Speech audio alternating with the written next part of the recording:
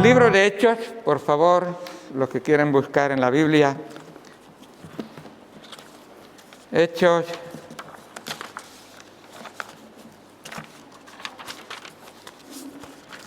Capítulo número 13. Tenemos ahí un pasaje que llama la atención.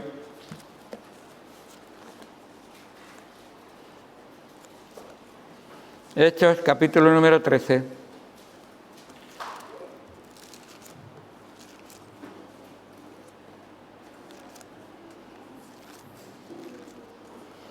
Tenemos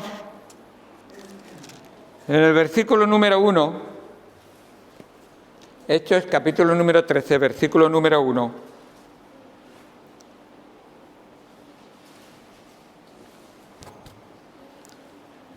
Dice versículo 1 al 3. Versículo 1 al 3. Había entonces en la iglesia que estaba en Antioquía profetas y maestros: Bernabé, Simón, el que se llamaba Níger, Lucio de Cirene, Manaén, el que se había criado junto con Herodes el tetrarca, y Saulo. Ministrando estos al Señor y ayunando, dijo el Espíritu Santo: apártame a Bernabé y a Saulo para la obra que los he llamado. Entonces, habiendo ayunado y orado, les impusieron las manos y los despidieron.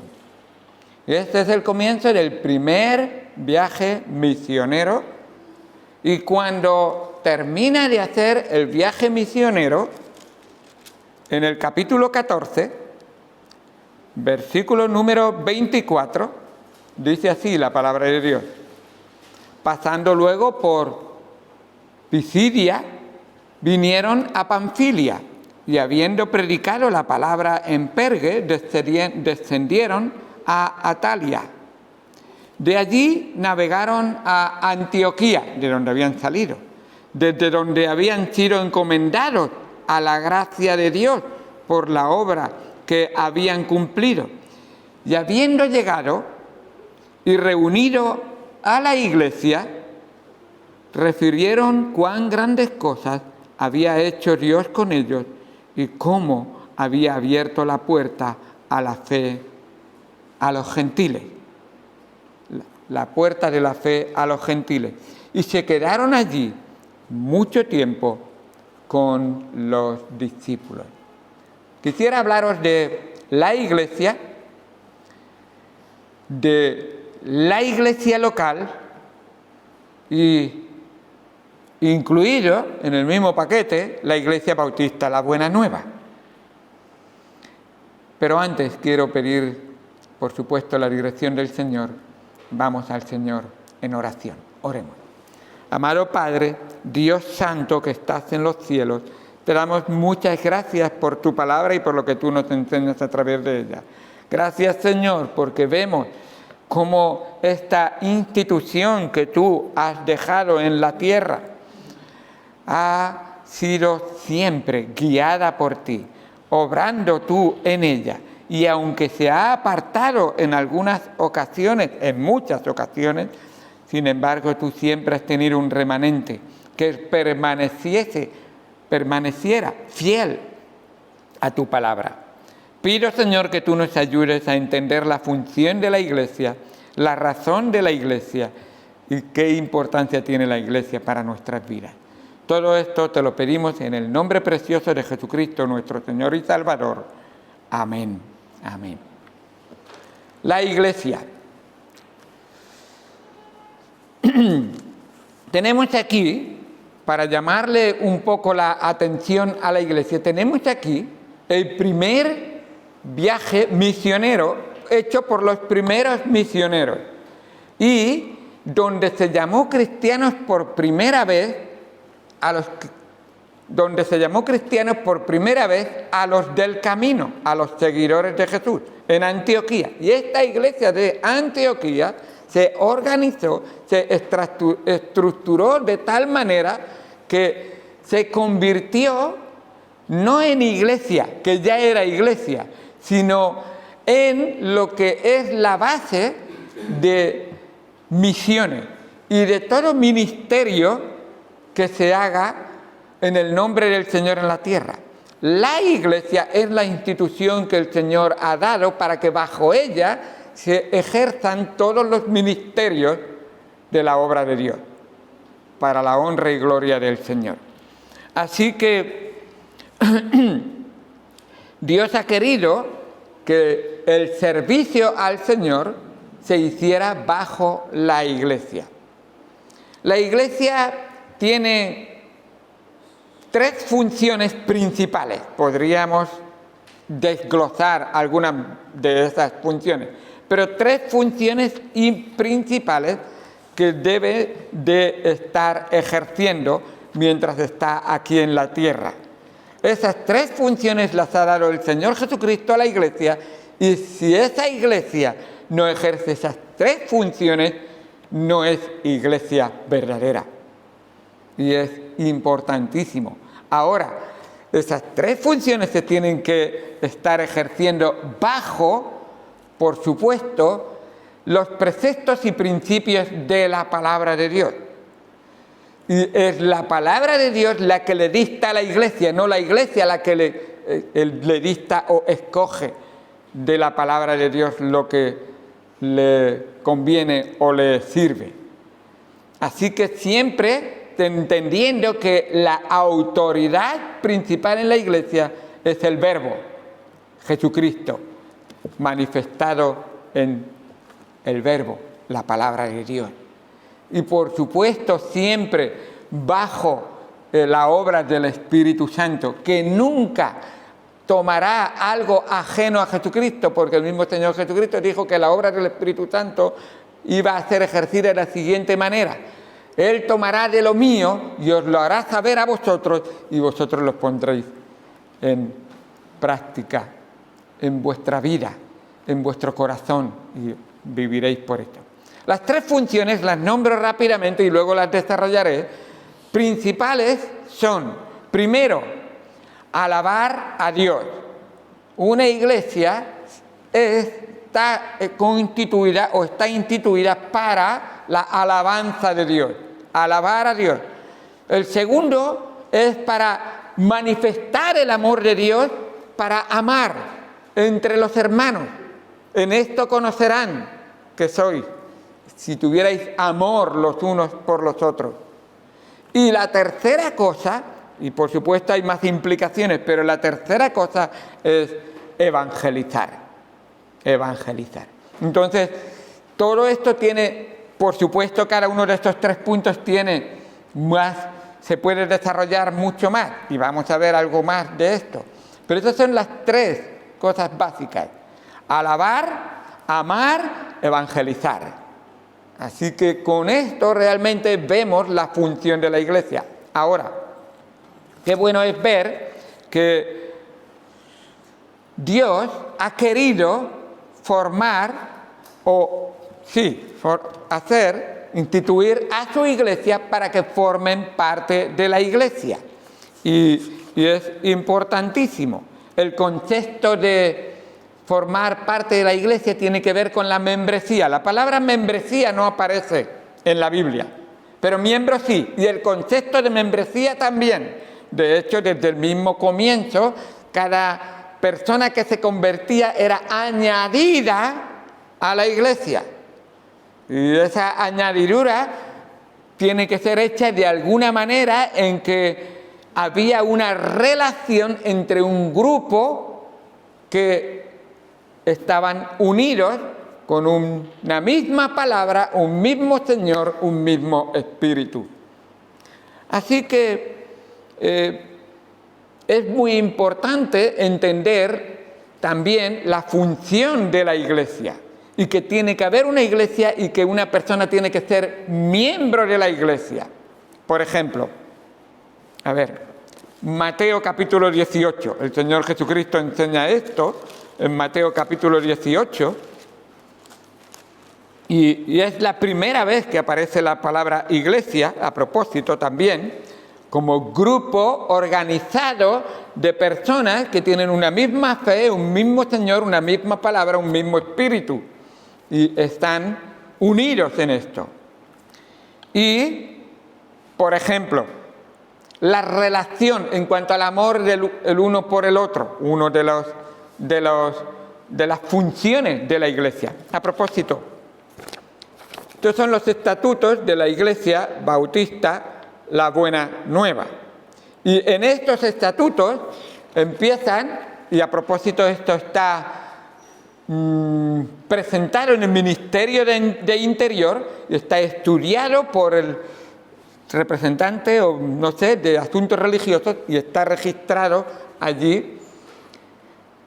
La denominación, esta asociación confesional, se denomina Iglesia Bautista La Buena Nueva de Alicante. Es una iglesia independiente, reservando para sí el derecho exclusivo de autogobierno en todas facetas de la vida espiritual y temporal, asumiendo y sosteniendo relaciones fraternales con otras iglesias de semejante fe.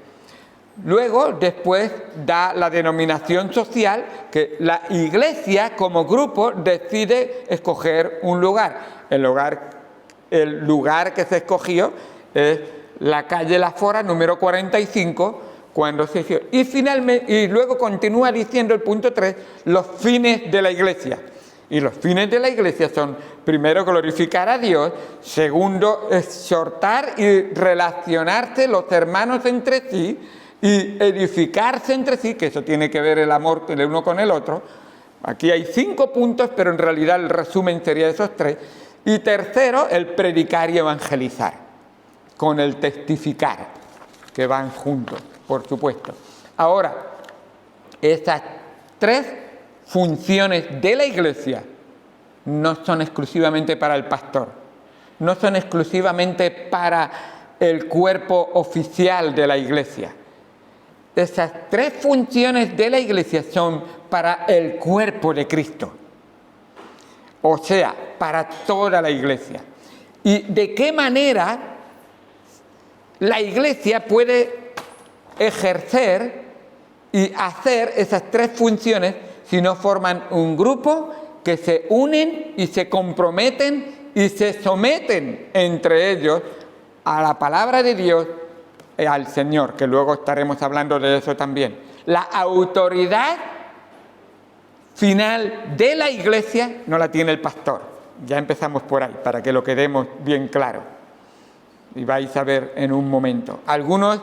En algunas iglesias, y he estado escuchando testimonios de hombres, donde el pastor es infalible. El pastor es un mini papa. El pastor es aquel que nadie le puede levantar 1 centímetro por encima de él.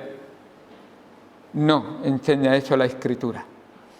El pastor es un miembro más que tiene un rol diferente, pero que igual tiene que dar cuentas a Dios, igual que usted, igual que yo, cada uno de nosotros. Ahora, el pastor, por supuesto, tiene una responsabilidad. Y aquí, en este capítulo 18 de Mateo, lo he dicho bien, se presenta para dejar claramente que uno tiene que, delante del Señor, formar parte, pero decididamente, de la Iglesia. Y voy a hacer una salvedad, y digo salvedad para aclarar todo. Hay gente que piensa, yo no tengo que pertenecer a una iglesia local. Hay algunos que piensan, es que es diferente la iglesia local que la iglesia universal. Es que hay gente también que piensa que no es para nada necesario que yo pertenezca a ninguna iglesia. En toda la Biblia, palabra de Dios, solo en una ocasión se enseña de la Iglesia universal. Todas las demás veces que sale la Iglesia, sale como iglesia local, como nosotros tenemos hoy aquí. Ahora, explico eso de iglesia universal y iglesia local. La iglesia universal es la que está formada por todos los verdaderos creyentes que han creído en el Señor Jesucristo y pertenecen a la iglesia de Cristo. Y esto es todos los creyentes de todo el mundo, de todas partes del mundo y de toda la historia o todo el tiempo. Ahora, la iglesia local es la representación, y debería ser representación verdadera, de esa iglesia espiritual o iglesia universal en la tierra, en un lugar concreto donde se unen a ella todos los verdaderos cristianos también, que confiesan a Jesucristo como su Señor y activamente participan en ella de acuerdo con las enseñanzas de la palabra de Dios, que nos da instrucciones. ¿Qué quiero decir con esto? Si tú dices, yo pertenezco a la iglesia universal, pero no quiero pertenecer a la iglesia local, hay una mala comprensión de lo que está enseñando la palabra de Dios. Si tú dices, yo no quiero pertenecer a ninguna iglesia, entonces posiblemente no eres salvo. ¿Estás entendiendo? Y ahora vais a dar cuenta la importancia que tiene para Cristo la iglesia. Tanto es así que entramos en Mateo y luego iremos a Efesios, donde veremos un poco más. Primero, Mateo 18, versículo 15. ¿Cómo se solucionan los problemas entre los hermanos? Hermanos son todos aquellos que han conocido al Señor Jesucristo como su Señor y Salvador, se han reconocido pecadores, han creído y recibido a Jesús y han sido hechos hijos de Dios. Si somos hijos de Dios, verdaderos hijos de Dios, entonces entre nosotros somos hermanos. Dice en Mateo capítulo 18, ¿cómo solucionas tu problema con tu hermano? Por tanto, si tu hermano peca contra ti, ve y repréndele estando tú y él solo, y si te oyere, has ganado a tu hermano. Si hay un rifirrafe con tu hermano, unas diferencias, y hay un ofendido y un ofensor, pues háblalo tú y él solo. Si sois espirituales, tenéis al Señor con vosotros para ayudaros a solucionar vuestros problemas. Y de la misma manera que el Señor os perdonó a vosotros, vosotros perdonad a vuestros hermanos también. Pero, si no te oye, toma aún contigo a uno o dos para que en boca de 2 o 3 testigos conte la palabra. Coge un hermano maduro que ama al Señor y llévalo contigo, o 2 hermanos maduros que conocen al Señor, que andan en el Señor, que sirven al Señor, y mira, hermano, puedes mediar entre nosotros y escuchar la situación, lo que Él te explique y lo que yo te explique, y haznos a los dos entrar en el lugar común, en Cristo, y pedirle perdón al Señor y arreglar nuestras diferencias. Dice, si no lo oyere a ellos, entonces llévalo a la iglesia. Yo no pertenezco a la iglesia. ¿A qué iglesia lo va a llevar? Yo pertenezco a la iglesia universal. Pues a lo mejor te quieres morir y quieres ir al cielo. Dios quiere que tú pertenezcas a la iglesia local, porque lo ha establecido Él así. Entonces, sigue diciendo, si no oyere a ellos, dilo a la iglesia, y si no oyere la iglesia, tenle por gentil y publicano. Esto está hablando de exclusión de la iglesia, para que pueda ser alguien que no quiere solucionar el problema, está rebeldemente en actitud de rebeldía, y no quiere amar al Señor y a su prójimo, pues lo que está indicando es exclúyelo de la iglesia. No se puede excluir a alguien que no ha sido primero incluido. ¿Está claro? Entonces, explica claramente el Señor ya desde el comienzo que la función de su iglesia va a ser un cuerpo que va a estar unido, y solamente se excluirá a alguien cuando va a ser un problema para el resto del cuerpo. Es lo que le ocurre a mi mamá. Tiene una vesícula que le está haciendo un problema para el resto del cuerpo. Entonces mañana va a ser operada y va a ser excluida esa vesícula para que el resto del cuerpo pueda seguir teniendo la salud que necesita en su vida. Y la Iglesia no está solo para ir excluyendo, por supuesto, es todo lo contrario, es para ir incluyendo, pero no incluyendo cualquier cosa, ni cualquier persona, ni cualquier situación, es solucionando los problemas. Por eso tenemos el medicamento divino, que es Jesucristo viviendo en cada uno de nosotros. Y si Cristo viviera plenamente en cada uno de nosotros, no habría que excluir nunca a nadie, porque Él es verdadera amor, verdadera salud, verdadera relación y, por supuesto, reconciliación entre nosotros.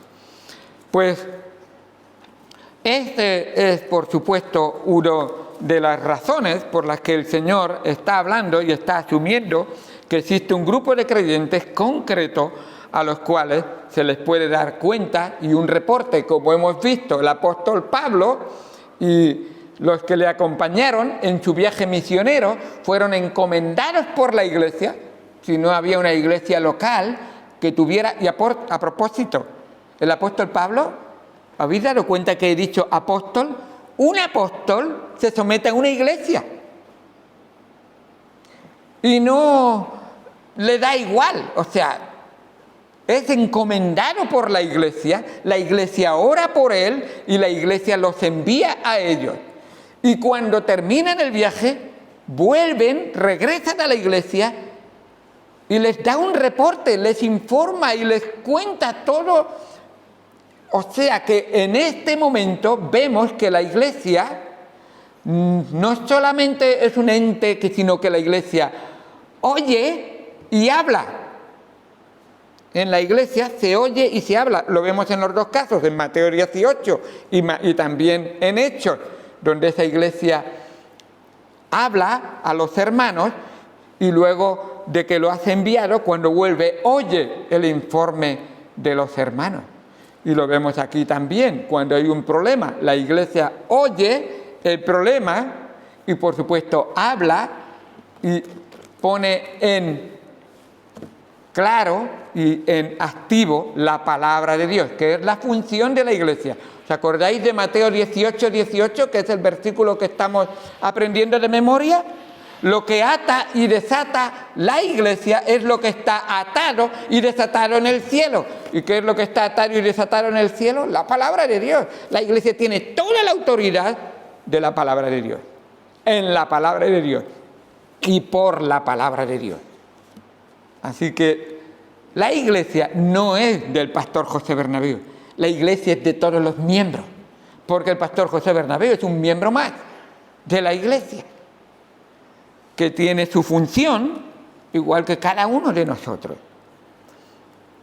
Así que qué bueno es ver cómo el Señor obra en su iglesia. Dios ha dado énfasis a esa iglesia de tal manera que pide que el miembro se comprometa con el cuerpo, sometido el cuerpo entero a la cabeza.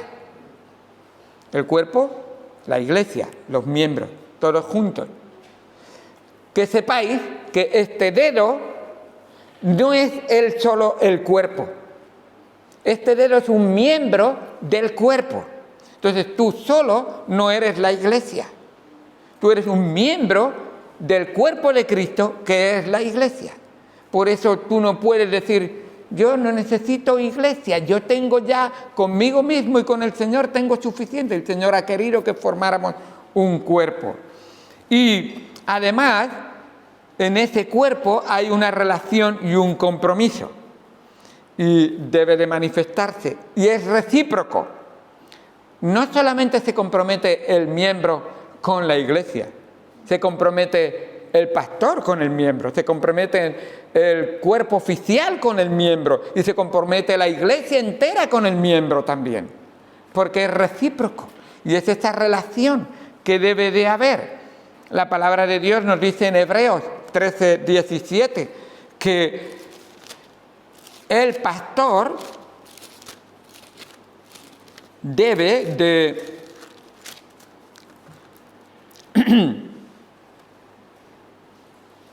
Dice, obedeced a vuestros pastores. Y siempre, y lo machaco otra vez más, siempre ese obedecer y ese someter, siempre es donde el pastor también tiene que obedecer y se tiene que someter, en la palabra de Dios. Un pastor no puede pedirte obediencia de algo que él no está obedeciendo y no está haciendo realmente sometiéndose a él. Y a lo que el pastor se tiene que someter y obedecer es la palabra de Dios.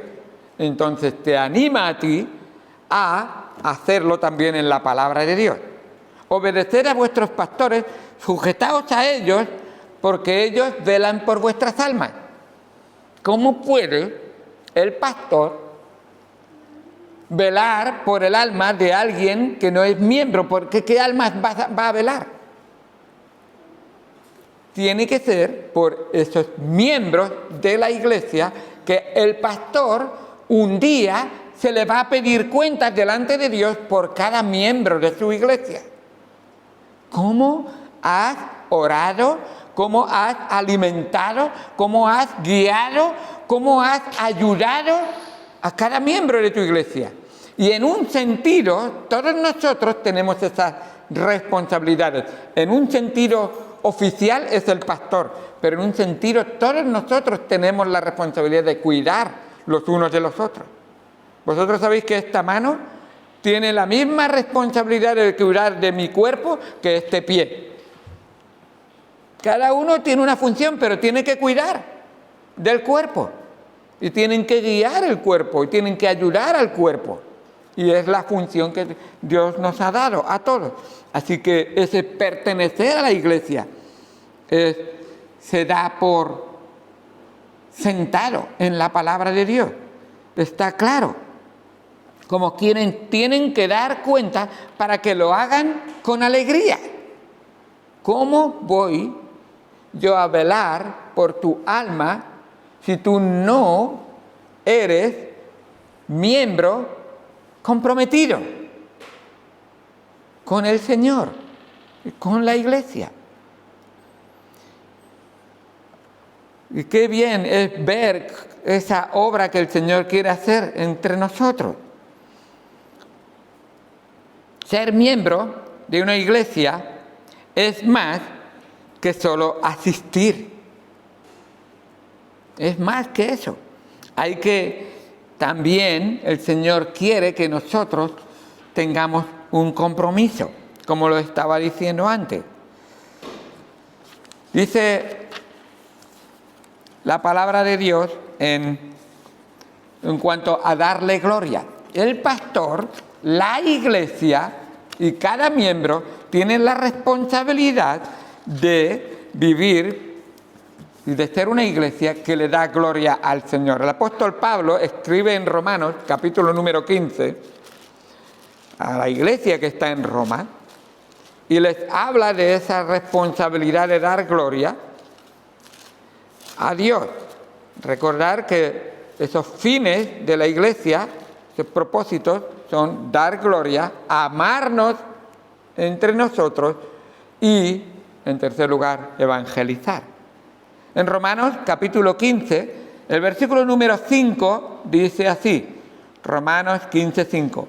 Pero el Dios de la paciencia y de la consolación os dé entre vosotros un mismo sentir según Cristo Jesús, para que unánimes a una voz, o sea, unión, unánimes a una voz, glorifiquéis al Dios y Padre de nuestro Señor Jesucristo. Estoy hablando a un grupo unido que cantan, alaban, glorifican y comparten la palabra de Dios.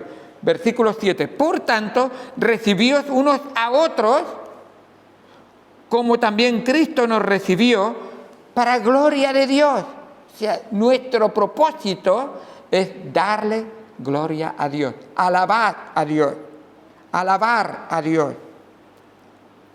Pues os digo que Cristo Jesús vino a ser siervo de la circuncisión para mostrar la verdad de Dios, para confirmar las promesas hechas a los padres y para que los gentiles, y esto es para que no haya discriminación nunca en nuestra congregación. No hay color, no hay nación, no hay clase social. Todos igualmente debemos de glorificar al Señor. Y dice, para que los gentiles glorifiquen a Dios por su misericordia, como está escrito, por tanto yo te confesaré entre los gentiles y cantaré a tu nombre. Ese es el gran propósito, darle gloria, alabanza a Dios. Pero no es el único, no es la única función. Y no se alaba solo cantando, se alaba entregando nuestra vida, se alaba compartiendo la palabra de Dios, se alaba, por supuesto, viviendo en obediencia a la palabra de Dios. Segundo, muy importante, el amor entre los hermanos. Por supuesto, yo no puedo amarte a ti, hermano, hermana en Cristo, si no amo con todo mi corazón a Dios. Sé que puedo fallar, pero ese debe de ser el propósito principal de mi vida. Así fue preguntado el Señor Jesucristo. ¿Cuál es el primero y más grande mandamiento? Amarás al Señor tu Dios con todo tu corazón, así contestó el Señor Jesús, con toda tu mente, con todas tus fuerzas, con todo tu ser. Ese es el primero y más grande mandamiento. Y el segundo es semejante. O sea, le está diciendo, no le resten importancia al segundo.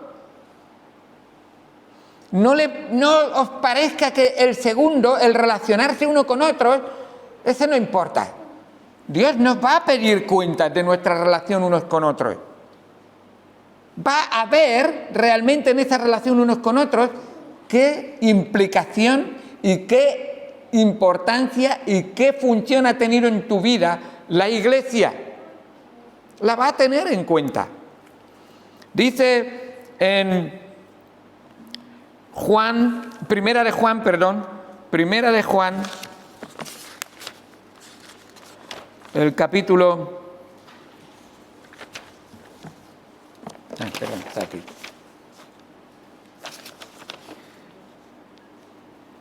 Primera de Juan, capítulo 4,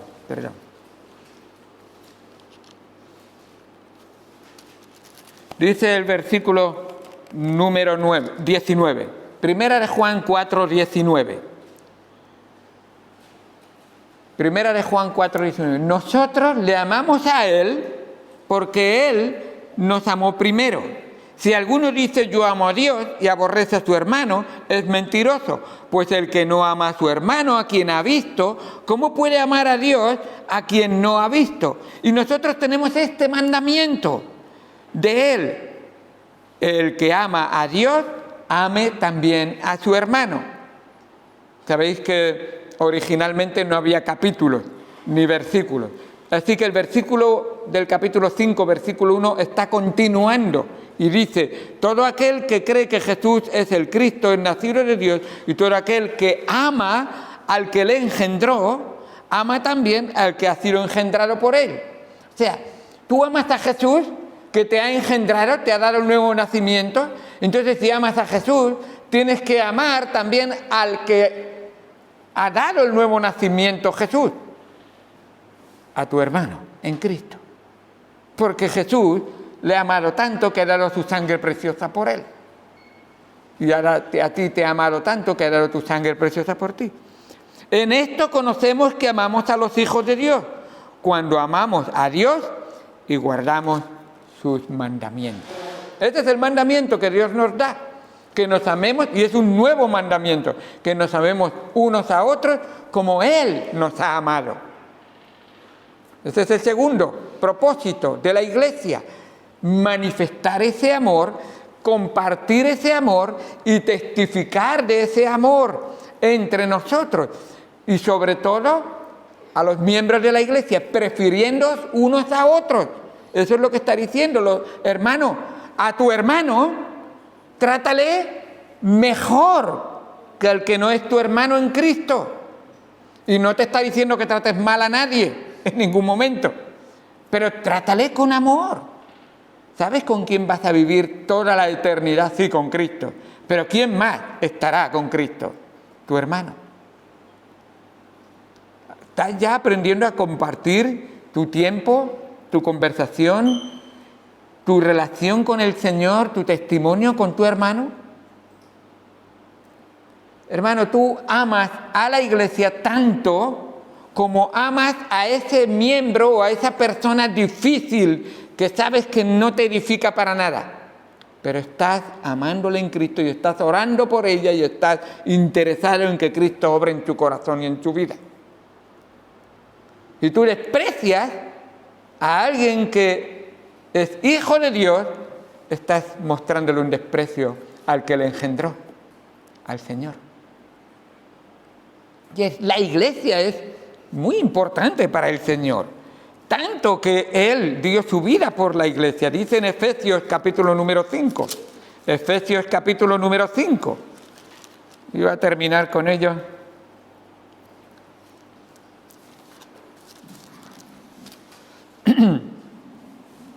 Nos ha ido el tiempo. Un segundo. Primero vamos a ver predicar el Evangelio a Cristo y terminaremos con Efesios capítulo 5. Predicar el Evangelio es la tercera función, el tercer fin que el Señor tiene para nosotros. Y es primordial. Y el Evangelio que predicamos no es el Evangelio que se adapta a la sociedad, ni el Evangelio que se adapta a las condiciones, ni el Evangelio que mejor recibe la gente. Es el Evangelio de Jesucristo. No hay que añadir ni hay que quitar. Nada más. Ese es el Evangelio, la predicación que hicieron los apóstoles. La palabra del Señor Jesucristo, primordial e importantísima. Y cómo es que esa gran comisión que el Señor nos dio, que precisamente en la escuela dominical hemos leído hoy, y por todo el Señor Jesucristo dijo en Mateo 28, versículo 18, Jesús se acercó y les habló diciendo, toda potestad, este es el que habla, el que tiene toda la autoridad, el que tiene todo el poder. ¿Y dónde tiene poder? En el cielo y en la tierra. No hay lugar donde Él no tenga poder, y todo el poder. Por tanto, teniendo en cuenta quién es el que habla y quién es el que te dirige a ti y quién es el que te quiere incorporar al cuerpo de Cristo, por tanto, id y haced discípulos a todas las naciones. Esa es una prioridad en nuestra vida. Él ha obrado en mi corazón, ahora yo voy a ser un instrumento para que obre en el corazón de mi prójimo. Pero ahí no se acaba la función. La iglesia tiene una función que va más allá de solamente hacer discípulos o cristianos. Tiene la función de, por supuesto, haciéndoles discípulos, tiene que bautizarles en el nombre del Padre, del Hijo y del Espíritu Santo. Y luego dice, enseñándoles. Ahí está la función de la iglesia, que no se acaba nunca. Siempre tenemos mucho más que aprender, siempre tenemos mucho más que estudiar, siempre tenemos mucho más que conocer, enseñándoles que guarden estas cosas. ¿Cómo? La iglesia tiene la función de ser, en cuanto al Evangelio, de ser esa iglesia que, por supuesto, cada miembro de la Iglesia Bautista La Buena Nueva debe de conocer el Evangelio, aplicar el Evangelio, predicar el Evangelio y defender el Evangelio. Tenemos la responsabilidad, y como iglesia, la Iglesia Bautista La Buena Nueva tiene responsabilidad de defender el Evangelio en medio de esta amalgama que vemos hoy en día de iglesias que cada uno predica un Evangelio diferente. El apóstol se sorprendió, y no tenemos el tiempo de verlo ahora, pero puedes leerlo en casa, Gálatas capítulo 1, versículo 6 en adelante, donde dice, estoy sorprendido, ¿qué evangelio tenéis hoy en día? No tenéis el evangelio que os trajo a Cristo y entregasteis vuestra vida a Cristo. Ahora habéis cambiado. Cualquier otro que traiga otro evangelio sea anatema. Anatema quiere decir maldito, separado de Dios. No queremos eso nunca.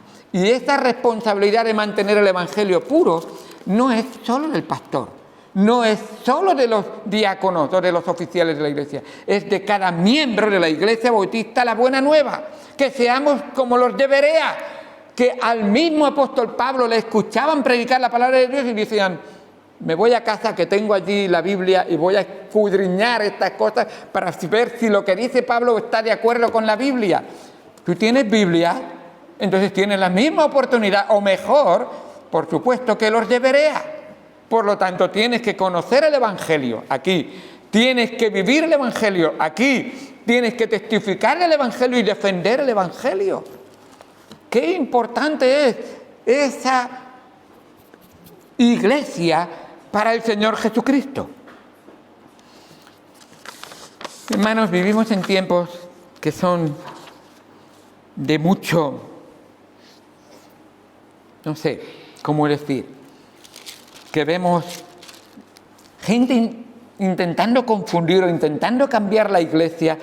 La Iglesia hace uso exclusivo de la palabra de Dios porque cree que la palabra de Dios es autosuficiente. No necesita ningún otro libro para ayudar a la Iglesia, a la Biblia, a la palabra de Dios. No necesitamos de ninguna otra nueva ciencia para ayudar a la palabra de Dios. La Biblia es autosuficiente. Y estamos viendo hoy en día, he estudiado una carrera de psicología, no estoy en contra de la psicología, pero cuando una persona somete la Biblia a su psicología, entonces está predicando otro evangelio. Siempre la Biblia tiene la última palabra, pero no solamente la última, la primera y la de en medio. De hecho, Jesucristo dijo: aquí está toda la Escritura. Toda, nada más ni nada menos.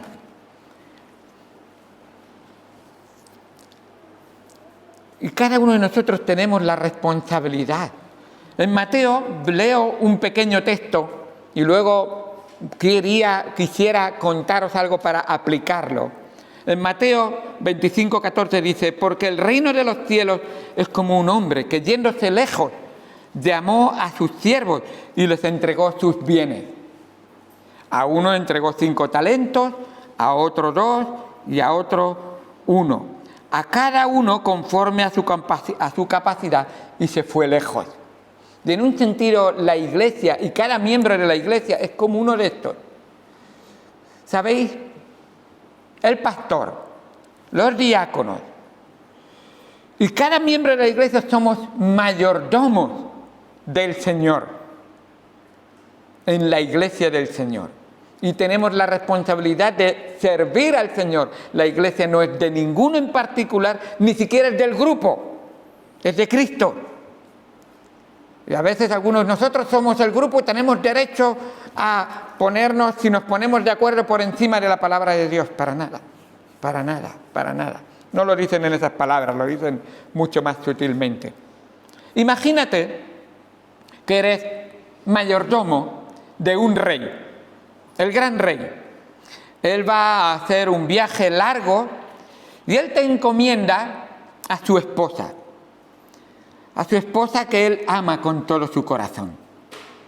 Y él te da instrucciones de cómo tratarla, cómo hablarla, cómo vestirla, cómo alimentarla, cómo bañarla, cómo cuidarla. Él se va lejos. Pero después de un tiempo, tú te das cuenta que la gente en la ciudad no es leal al rey. No le presta mucha atención tampoco a su esposa, a su reina, porque ella, pues te has dado cuenta que no va a la moda, es un poco anticuada en su manera de ser, en su manera de vestir y todo.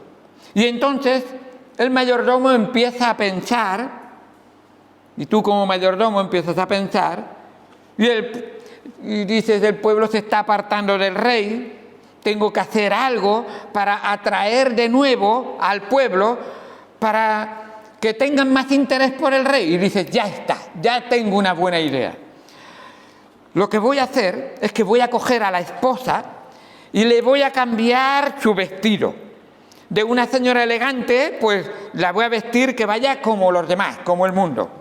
Y la voy a pintar como el mundo se pinta, y le voy a pasear por la ciudad para que todos los hombres carnales la vean y la deseen. Y así se interesen por ella.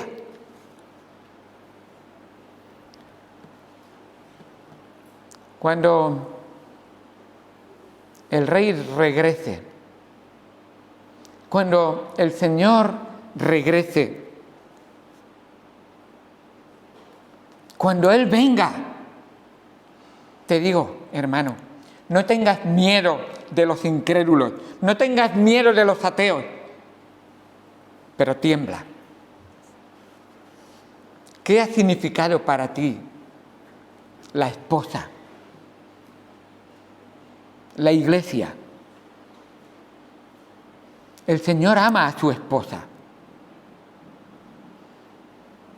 Si tú la tratas mal, mira, te digo una cosa.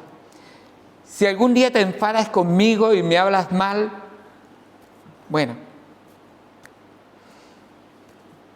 lo puedo aguantar. Pero si algún día hablas mal a mi esposa y la insultas y la tocas, entonces vamos a hablar. Y a lo mejor espero que sea solamente hablar, porque si hay que llegar a más, por mi esposa llegaré a más. Pero escucha, el Señor ama a su esposa, ama a su iglesia. No busquemos en la esposa del Señor distracción, entretenimiento, juegos, emociones. Con la esposa del Señor no se juega. Espero que nunca vistamos a la esposa del Señor, ni veamos a la esposa del Señor como el mundo. Cristo la amó hasta lo máximo, de tal manera que derramó su sangre por su esposa, para preparársela para sí mismo. Que cuidemos a su esposa, que la honremos a su esposa y que estimemos la esposa del Señor, la iglesia. Efesios capítulo 5, versículo 25 al 27. Cristo amó a la iglesia y se entregó a sí mismo por ella para santificarla, habiéndole purificado en el lavamiento del agua por la palabra, a fin de presentársela a sí mismo. Una iglesia gloriosa, que no tuviese mancha, ni arruga, ni cosa semejante, sino que fuese santa y sin mancha. A Dios toda la gloria, a Dios toda la honra, pero a su iglesia todo el respeto y, por supuesto, todo el cuidado que la palabra de Dios y que Cristo mismo le quiere dar a su iglesia. Vamos al Señor en oración.